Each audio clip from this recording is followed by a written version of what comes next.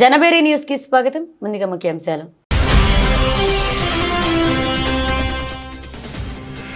ప్రజలకు నూతన సంవత్సర శుభాకాంక్షలు తెలిపిన మంత్రి పొన్నం ప్రభాకర్. నూతన సంవత్సరంలో అందరూ సురక్షిత ప్రయాణం చేయాలని ఆకాంక్షించిన మంత్రి.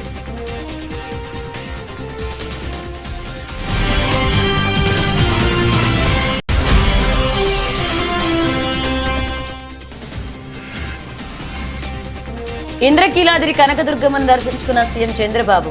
పూర్ణకుంభంతో స్వాగతం పలికిన అర్చకులు, ఆలయ సిబ్బంది.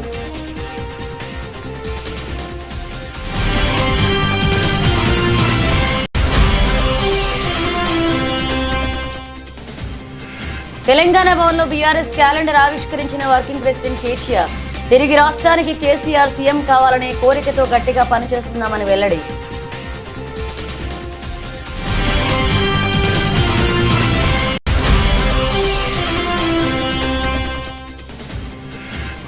తప్పుడు ప్రచారాలు చేసుకోవడం ఆయనకు అలవాటే. సీఎం చంద్రబాబుపై మాజీ మంత్రి అంబటి రాంబాబు విసర్లు.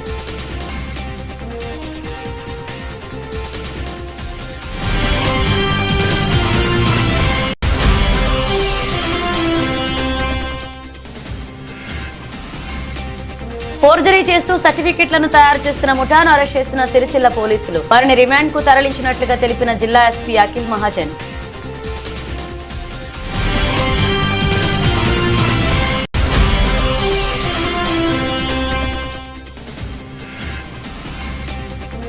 న్యూ ఇయర్ వేడుకల తర్వాత చెత్త కుప్పలా మారిన ఉప్పల్ మున్సిపల్ స్టేడియం. పార్టీ నిర్వాహకులు పర్మిషన్ ఇచ్చిన అధికారులపై స్థానికులు ఆగ్రహం.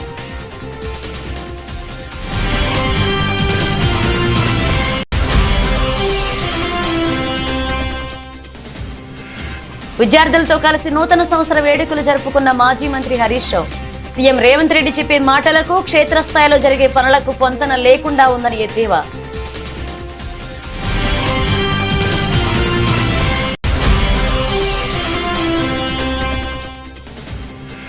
నూతన సంవత్సర సందర్భంగా భక్తులతో కిటకిటలాడుతున్న యాదాద్రి లక్ష్మీ నరసింహస్వామి వారి ఆలయం. భక్తుల రద్దీ దృష్ట్యా ప్రత్యేక ఏర్పాట్లు చేసిన ఆలయ అధికారులు.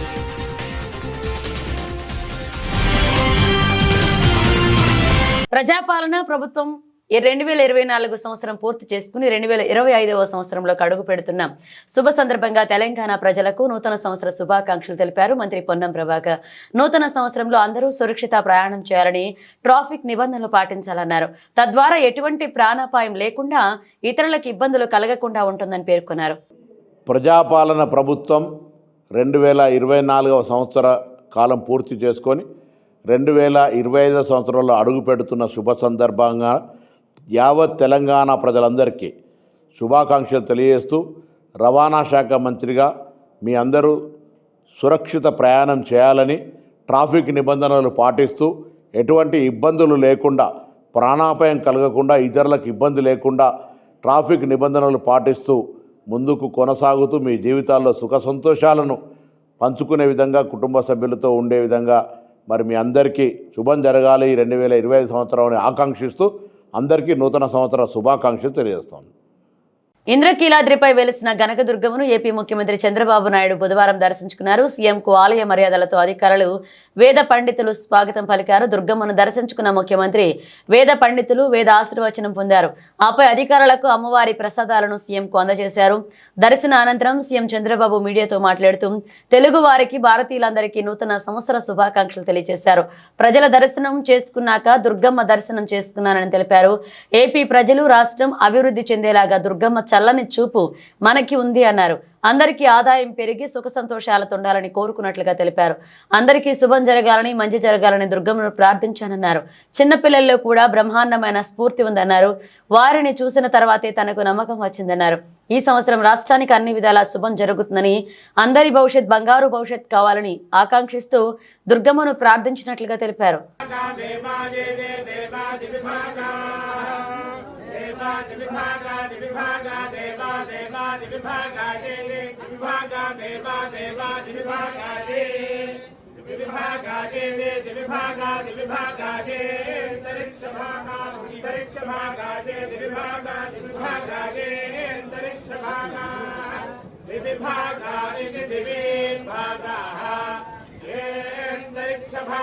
अंतरिक्ष भागा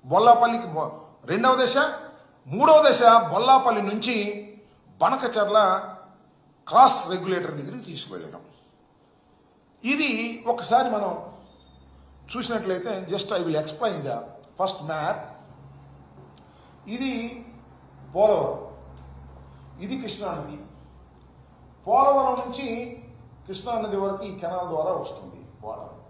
ఇది అవసరమైతే వైడెన్ చేసేదానికి, లేదంటే ప్యారలల్గా దీని పక్కనే మరొక కెనాల్ని క్రియేట్ చేయడం ద్వారా ఎక్కువ క్యూసిక్లు ప్రవహింపజేసి 280 టీఎంసీలను ఈ కృష్ణానదిలో నింపేటటువంటి కార్యక్రమం.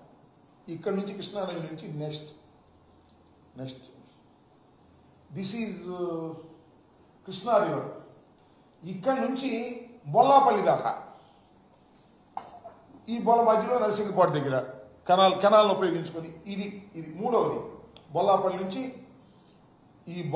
నుంచి ఇది మన Veligonda reservoir. This is called Nallamala Sagar. ఈ నల్లమల సాగర్ నుంచి ఈ క్రాస్ రెగ్యులేటర్ దగ్గరికి ఇది 3 దశల్లో జరిగేటటువంటి ప్రాజెక్టు.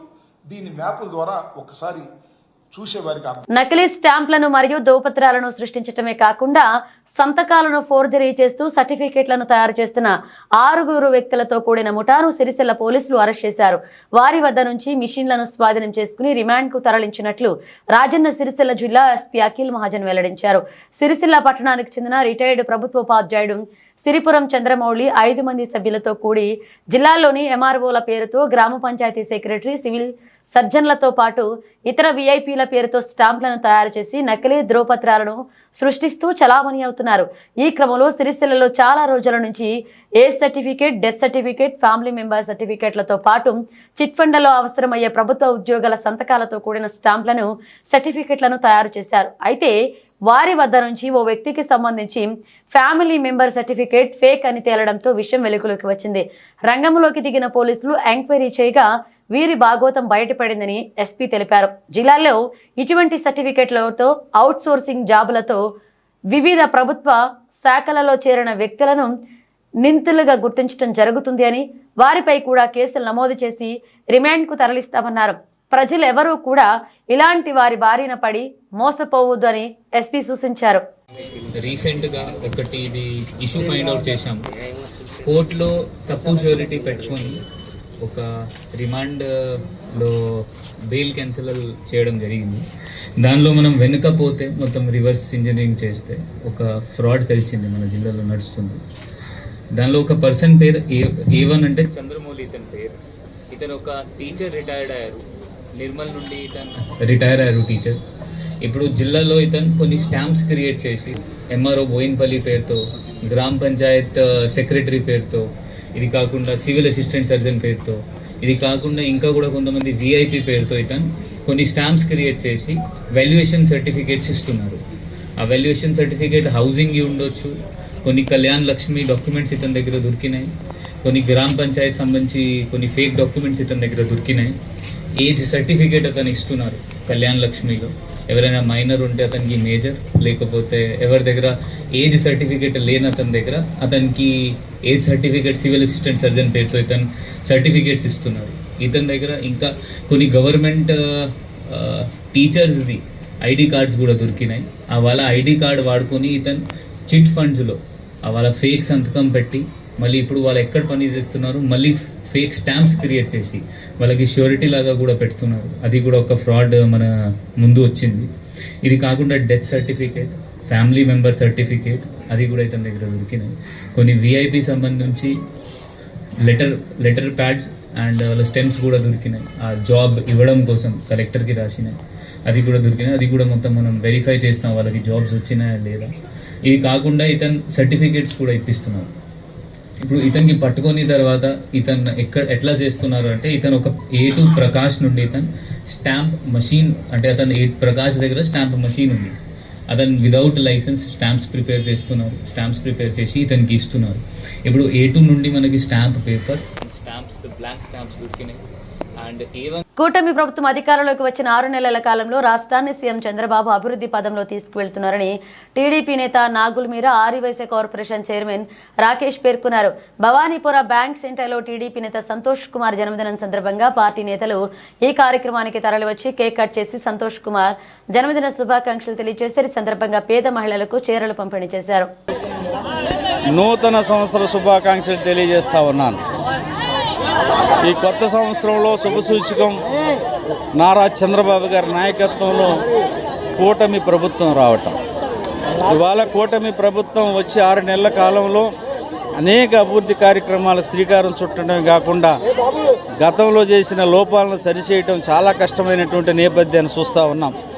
జగన్మోహన్ రెడ్డి ఏనాడు కూడా ప్రజారంజక పాలన సాగలేదు, అప్పుల పాలన చేశాడు. అప్పులు ఆంధ్రప్రదేశ్ చేసినటువంటి నేపథ్యంలో ఒక సీనియర్ నాయకుడు, ఒక విజన్ ఉన్న నాయకుడు వాళ్ళ చంద్రబాబు గారి నాయకత్వంలో తప్పకుండా ఈ రాష్ట్రం అభివృద్ధి చెందుతుంది. అట్లాగే ఈరోజు మరి మా సంతోష్ ఇక్కడ మంచి యువకుడు, చిన్నప్పటి నుంచి కూడా తెలుగుదేశం పార్టీలో తిరిగినటువంటి వ్యక్తి. వాళ్ళ నాన్నగారు వెంకట్ ఆ రోజున ఎన్టీ రామారావు గారికి దగ్గరగా ఉన్నటువంటి వ్యక్తి.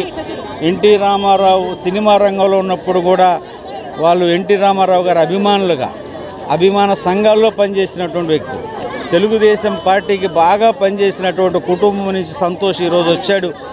వాళ్ళ నారా లోకేష్ గారి పాదయాత్రలో కూడా ప్రారంభం నుంచి చివరి వరకు కూడా ప్రధాన భూమిక పోషించి చాలా కష్టపడ్డటువంటి వ్యక్తి. ఈరోజు వారి పుట్టినరోజు వేడుకలను మరి ఈ బ్యాంక్ సెంటర్లో జరుపుకోవడం చాలా సంతోషం. ఈ సందర్భంగా వారి అభిమానులందరూ, తనతో ఉన్నటువంటి అన్నదమ్ములందరూ కూడా కలిసి కార్యక్రమాన్ని చేపట్టారు. మరి వారికి మరి చిన్ని గారి తరపున, సుజనా చౌదరి గారి తరపున, మరి మా అందరి తరపున సంతోష్కి హృదయపూర్వకమైనటువంటి జన్మదిన శుభాకాంక్షలు తెలియజేస్తా ఉన్నాను. ఇవాళ ఈ ప్రాంతంలో తెలుగుదేశం పార్టీ ఏ కార్యక్రమం ఇచ్చినా చురుగ్గా పాల్గొంటున్నారు. ఏ ప్రజా సమస్య ఇచ్చినా మా దృష్టికి తీసుకురావాలని సూచిస్తూ మరొకసారి సోదరుడికి అభినందనలు తెలియజేస్తున్నాం. ఈ కార్యక్రమం చేపట్టిన ప్రతి ఒక్కరికి కూడా హృదయపూర్వక అభినందనలు తెలియజేస్తా ఉన్నాం. 40వ డివిజన్లో సంతోష్ కుమార్ పుట్టినరోజు వేడుకల సందర్భంగా అనేక సేవా కార్యక్రమాలు చేయటం, తెలుగుదేశం పార్టీకి కష్టకాలం నుంచి నిలబడి ఎంతో పనిచేసి ఈరోజు అధికారం వచ్చిన తర్వాత కూడా నాకేమీ సంబంధం లేదనే విధంగా కాకుండా తన పుట్టినరోజుని ఎక్కడా కూడా ఆర్భాటాలకు పోకుండా పేద ప్రజలకు అండగా ఉండాలన్న ఒక ఉద్దేశంతో అనేక సేవా కార్యక్రమాలు చేయడం చాలా అభినందనీయం.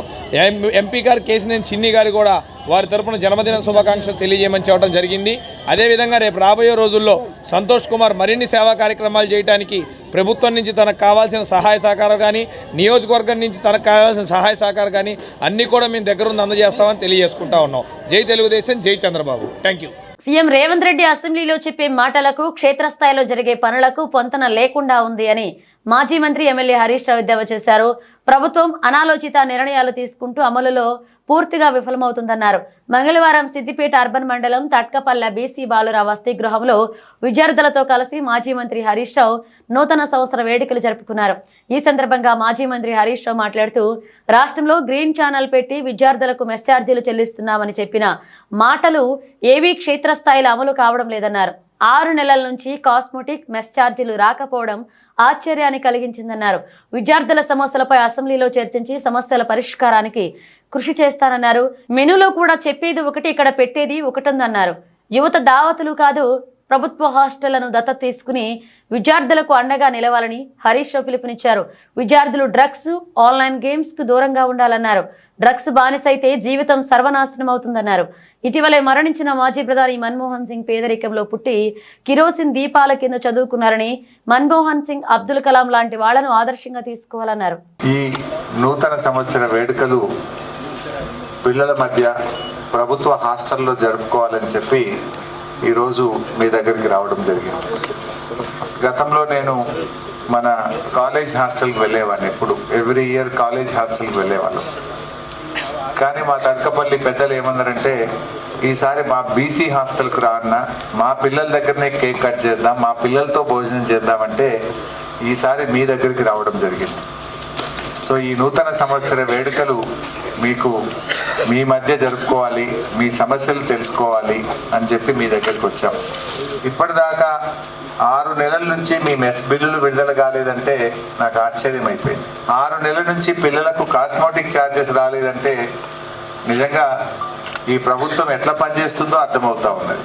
ఒకవైపు ఏమో ముఖ్యమంత్రి గారు అంతా గ్రీన్ ఛానల్, ఏ నెలకు ఆ నెల బిల్లులు పడాల్సిందే అని చెప్పి అసెంబ్లీలో చెప్తా ఉన్నారు. కానీ అసెంబ్లీలో చెప్తున్నది ఒకటి, క్షేత్రస్థాయిలో జరుగుతున్నది ఒకటి.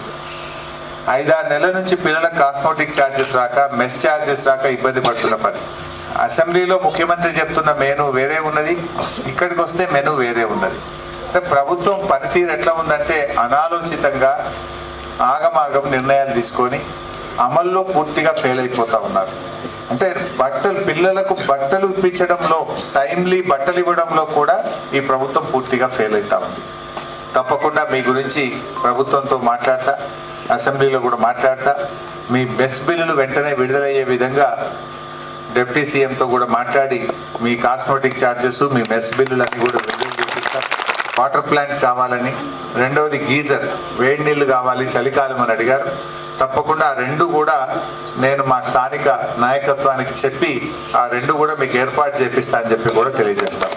ఈ మధ్యనే నేను మీరు దావతులు బంద్ చేయండి, దత్తత తీసుకోండి అని ఒక పిలుపునిచ్చాను.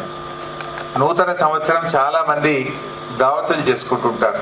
ఒక ఎస్సీ హాస్టల్లో, ఒక బీసీ హాస్టల్లో, ఒక ఎస్టీ హాస్టల్లో దత్తత తీసుకొని ఆ చిన్నారులకు అవసరమైన చిన్న అవసరాలు తీర్చండి. రాజకీయ నాయకులు కానీ హాస్టళ్లు దత్తత తీసుకొని ఆ పిల్లలకు అండగా నిలవండి, భావి భారత పౌరులను తయారు చేయాలని చెప్పి పిలుపునిస్తా ఉన్నారు. మీరందరూ కూడా ఎట్టి పరిస్థితుల్లో ఆన్లైన్ గేమ్స్ కానీ డ్రగ్స్కు మనం అట్రాక్ట్ కాకూడదు. డ్రగ్స్ అనేటువంటివి మన జీవితాన్ని నాశనం చేస్తుంది. మన తల్లిదండ్రులు ఎంతో ఆశలు పెంచుకుంటారు మీ మీద. ఇందాక సినిమా చూసారంటే పుష్ప చూసినామన్నారు, ఎండ్లో చూసినామంటే ఫోన్లో చూసినామంటున్నారు. అంటే ఒకప్పుడు టీవీ చూసేవాళ్ళం, టీవీ నుంచి కంప్యూటర్ వచ్చింది, కంప్యూటర్ నుంచి ఇప్పుడు అంతా ఫోన్ మయమైపోయింది. ఆ ఫోన్లలోనే ఆన్లైన్ గేమ్స్. దుర్గమ్మ దేవస్థాన ఈవో కేఎస్ రామారావు మంగళవారం ఉద్యోగ విరమణ చేశారు. ఇన్ఛార్జ్ ఈవోగా దేవాదాయ శాఖ, ఏడీసీ రామచంద్ర ఇన్ఛార్జ్ ఏఈఓగా ఏడీసీ మోహన్ను నియమిస్తూ ఆ శాఖ కమిషనర్ ఉత్తర్వులు ఇచ్చారు. ఆయన మంగళవారం రాత్రి బాధ్యతలు స్వీకరించారు. ఈవో రామారావు 2023 దసరా ఉత్సవాల సమయంలో దుర్గగుడి ఈవోగా బాధ్యతలు స్వీకరించారు. 2 దసరా ఉత్సవాలు, 2 భవానీ దీక్షలను విజయవంతంగా నిర్వహించారు. దుర్గగుడి ఈవో రామారావు సేవలు మరో 6 నెలల పాటు పొడిగి ఉన్నాయి. ఇప్పటికీ ఈవో దస్త్రం ప్రభుత్వ పరిశీలనలో జరుగుతుంది. ఇక ప్రభుత్వ నిర్ణయం వెలువడే వరకు ఇన్ఛార్జ్ ఏడీసీ రామచంద్ర బాధ్యతలు నిర్వహిస్తారు. న్యూ ఇయర్ వేడుకల కోసం పర్మిషన్ ఇస్తే స్టేడియం మొత్తాన్ని కంపు చేసిన ఘటన ఉప్పల్లో చోటు చేసుకుంది. స్థానిక మున్సిపల్ స్టేడియం బుధవారం ఉదయం చెత్తకుప్పలా కనిపించింది. ఎక్కడ చూసినా మద్యం సీసాలు, ఖాళీ బాటిళ్లు, డిస్పోజల్ గ్లాసులతో పాటు తిని పడేసిన మాంసం ముక్కలే కనిపించాయి. రోజులాగే ఉదయం వాకింగ్కు వచ్చిన స్థానికులు ఇది చూసి అవాక్కయ్యారు. స్టేడియంలో న్యూ ఇయర్తో పార్టీ నిర్వహించిన వారితో పాటుగా ఈ వేడుకలకు అనుమతి ఇచ్చిన అధికారులపైన వారు ఆగ్రహాన్ని వ్యక్తం చేశారు. పార్టీ పూర్తయిన తర్వాత అదంతా శుభ్రం చేయాల్సిన నిర్వాహకులు అదేమీ పట్టించుకోకుండా వెళ్లిపోయారు. దీంతో స్టేడియం మొత్తం గందరగోళంగా మారిపోయింది. ఇదంతా తమ మొబైల్ ఫోన్లలో రికార్డ్ చేసి అధికారులు పార్టీ నిర్వాహకుల తీరును ఎండకడుతున్నారు. ఎన్టీఆర్ జిల్లాలో సిపిఐ ప్రధాన ప్రతిపక్ష పాత్ర పోషిస్తూ సమస్య ఎక్కడుంటే అక్కడ సిపిఐ ఉంటుందనే పద్ధతిలో జిల్లాలోని 7 నియోజకవర్గాల్లో ప్రజా సమస్యలు పరిష్కరించాలని పోరాడిందని సిపిఐ ఎన్టీఆర్ జిల్లా కార్యదర్శి దోనెపూడి శంకర్ చెప్పారు. టిట్కో ఇళ్ల సాధన కోసం పరిశ్రమల భద్రతా వైఫల్యం, అధికారుల నిర్లక్ష్యం, పర్యావరణ పరిరక్షణ, ప్రజా ఆరోగ్యంపై పోరాటాలు, రైతు పోరాటాలు చేస్తున్నట్లుగా ఆయన చెప్పారు. నగరంలోని సిపిఐ జిల్లా కార్యాలయంలో ఏర్పాటు చేసిన విలేకరుల సమావేశంలో శంకర్ మాట్లాడారు. 2024 సంవత్సరంలో సిపిఐ ఎన్టీఆర్ జిల్లాలో ప్రజా సమస్యలపైన మడమ తిప్పని పోరాటాలు చేసినటువంటి చరిత్ర కలదు అని సిపిఐ జిల్లా కార్యదర్శి దోనెపూడి శంకర్ చెప్పారు. అల్ట్రాటెక్, రామ్కో సిమెంట్ కంపెనీలలో వరుస ప్రమాదాలు, భద్రతా వైఫల్యాలపై పోరాడి బాధితులకు నష్టపరిహారం చెల్లించే విధంగా పోరాటం చేసి సాధించామన్నారు. పోరాట కార్యక్రమాలే కాకుండా సేవల్లో కూడా ముందున్నట్లుగా బుడమేరు వరద సమయంలో పెద్ద ఎత్తున సిపిఐ ప్రజా సంఘాల ఆధ్వర్యంలో ప్రజలకు భోజనం, పాలు, నీరు, బియ్యం వంటి నిత్యావసర వస్తువులతో పాటుగా వేలాది మందికి చీరలు, దుప్పట్లు పంపిణీ చేసినట్లుగా చెప్పారు. విజయవాడ నగర ప్రజానీకానికి, ఎన్టీఆర్ జిల్లా ప్రజలకు పాత్రికేయ ప్రపంచం ద్వారా నూతన సంవత్సర శుభాకాంక్షలను తెలియజేస్తూ 2024వ సంవత్సరంలో సిపిఐ ఎన్టీఆర్ జిల్లాలో ప్రజా సమస్యలపైన మడమ తిప్పని పోరాటాలు చేసినటువంటి చరిత్ర సిపిఐకి ఉన్నది. అల్ట్రాటెక్ సిమెంట్ ప్రమాదంలో 16 మంది కాలిపోయి 10 మంది చనిపోతే 50 లక్షల రూపాయల నష్టపరిహారం ఇచ్చే దశగా సిపిఐ పెద్ద ఎత్తున ఆనాటి కలెక్టర్ శ్రీమతి సృజన సహకారంతో పెద్ద ఎత్తున పోరాటం చేయడం జరిగింది. ఆ పోరాటంలో నష్టపరిహారం ఇప్పించడంలో గణనీయమైనటువంటి పాత్రని పోషించడం జరిగింది. అలాగే రాంకో సిమెంట్, అలాగే పట్టాల క్వారీకి సంబంధించి వలస కార్మికులు ఎక్కడ వివిధ రాష్ట్రాల నుంచి వచ్చినటువంటి పేదవారు ఎటువంటి చట్టాలు లేవు, ఎటువంటి కార్మిక చట్టాలు అమలు చేయనటువంటి పరిస్థితుల్లో ల్యాండ్ మైనింగ్ మాఫియా పెద్ద ఎత్తున దోపిడీకి గురవుతూ రక్షక పరికరాలు ఉన్నటువంటి నేపథ్యంలో నలుగురు నలిగిపోతే బండరాల మధ్యన వారి కోసం సిపిఐ పోట్లాడి వారికి లేబర్ కాంపెన్సేషన్ యాక్ట్ కింద ప్రతి ఒక్కరికి కూడా నష్టపరిహారం ఇప్పించడంలో కీలక పాత్ర వహించింది. మా పోరాటం విజయం సాధించామని చెప్పేసి మేము ఈ సందర్భంగా పాత్రికేయ ముఖంగా సగర్వంగా చెప్తున్నాం. అలాగే ప్రత్యేకించి తిరువూరు నుంచి ఇబ్రహీంపట్నం వరకు ఆగస్టు 27, 28, 29 తేదీల్లో సిపిఐ ప్రజా పరిరక్షణ పాదయాత్ర 100 కిలోమీటర్ల పాదయాత్ర సక్సెస్ అయింది. ప్రధానంగా కిడ్నీ బాధితుల సమస్య పైన కొత్త సంవత్సర వేడుకలు మంగళవారం అర్ధరాత్రి నుంచి బుధవారం తెల్లవారుజాము వరకు కొనసాగాయి. చిన్న పెద్ద న్యూ ఇయర్ సెలబ్రేషన్స్ లో భాగస్వాములై కొత్త ఏడాదికి ఘనంగా స్వాగతం పలికారు. ఇక న్యూ ఇయర్ సంబరాలు ముగియడంతో బుధవారం ఉదయం నుంచి ఆలయాలకు భక్తులు పోటెత్తారు. దేశవ్యాప్తంగా ఉన్న ప్రధాన ఆలయాలకు భక్తులు తరలి వెళ్తున్నారు. నూతన సంవత్సరం రోజున తమ ఇష్ట దైవాన్ని దర్శించుకుని అంతా శుభం జరగాలని భక్తులు కోరుకుంటున్నారు. ఇక భక్తుల తాకిడిని ముందే ఊహించిన ఆలయాల అధికారులు వారి రద్దీకి అనుగుణంగా ఏర్పాట్లు చేశారు. తెలంగాణలోని యాదాద్రి, భద్రాద్రి, వేములవాడ, జోగులాంబతో పాటు ఇతర ఆలయాలకు భక్తులు బారులు తీరారు. దర్శనానికి 3 గంటల సమయం పడుతుంది. హైదరాబాద్ నగరంలోని చిలుకూరు బాలాజీ టెంపుల్, బిర్లా మందిర్, పెద్దమ్మ తల్లి ఆలయం, జూబ్లీహిల్స్, హిమాయత్ నగర్లోని టీటీడీ ఆలయాలు, పద్మారావు నగర్లోని స్కందగిరి టెంపుల్ కు భక్తులు పోటెత్తారు. మరొక వైపు యాదాద్రి శ్రీ లక్ష్మీ నరసింహస్వామి వారి ఆలయం భక్తులతో కిటకిటలాడుతుంది. భక్తుల రద్దీ దృష్టి ఆలయ అధికారులు ప్రత్యేక ఏర్పాట్లు చేశారు. ఉచిత దర్శనానికి 3 గంటల సమయం, ప్రత్యేక దర్శనానికి 2 గంటల సమయం పడుతుంది అని అధికారులు వెల్లడించారు.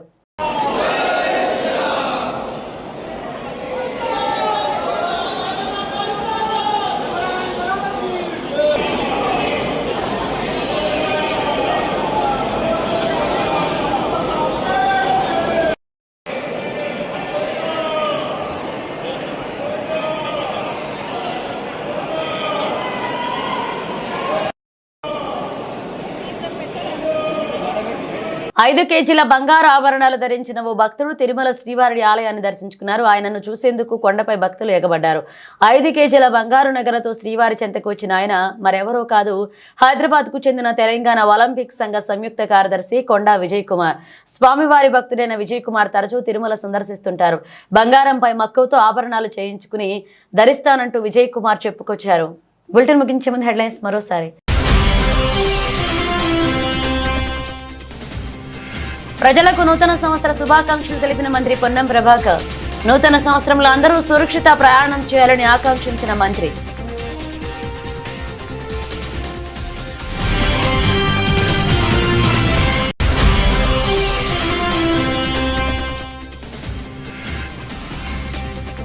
ఇంద్రకీలాద్రి కనకదుర్గమ్మను దర్శించుకున్న సీఎం చంద్రబాబు. పూర్ణకుంభంతో స్వాగతం పలికిన అర్చకులు, ఆలయ సిబ్బంది.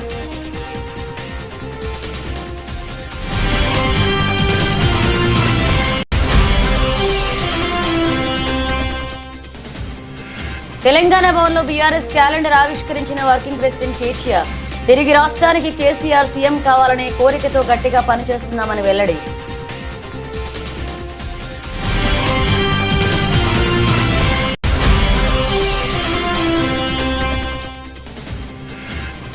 తప్పుడు ప్రచారాలు చేసుకోవడం ఆయనకు అలవాటే. సీఎం చంద్రబాబుపై మాజీ మంత్రి అంబటి రాంబాబు విసర్లు.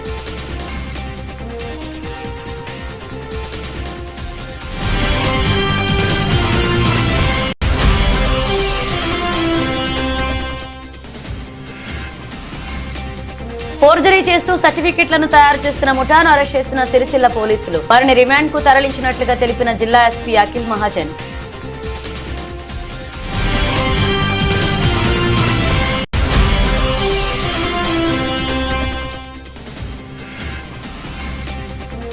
న్యూ ఇయర్ వేడుకల తర్వాత చెత్త కుప్పలా మారిన ఉప్పల్ మున్సిపల్ స్టేడియం. పార్టీ నిర్వాహకులు పర్మిషన్ ఇచ్చిన అధికారులపై స్థానికులు ఆగ్రహం.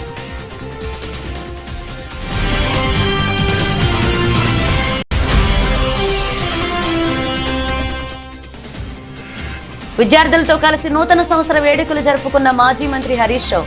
సీఎం రేవంత్ రెడ్డి చెప్పే మాటలకు క్షేత్రస్థాయిలో జరిగే పనులకు పొంతన లేకుండా ఉందని ఎద్దేవా.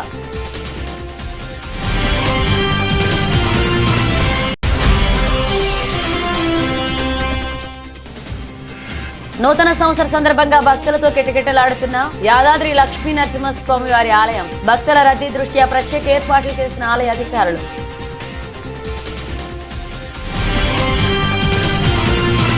ఇవి పిలిచిన అప్డేట్స్. మరిన్ని అప్డేట్స్ మళ్ళీ కలుద్దాం.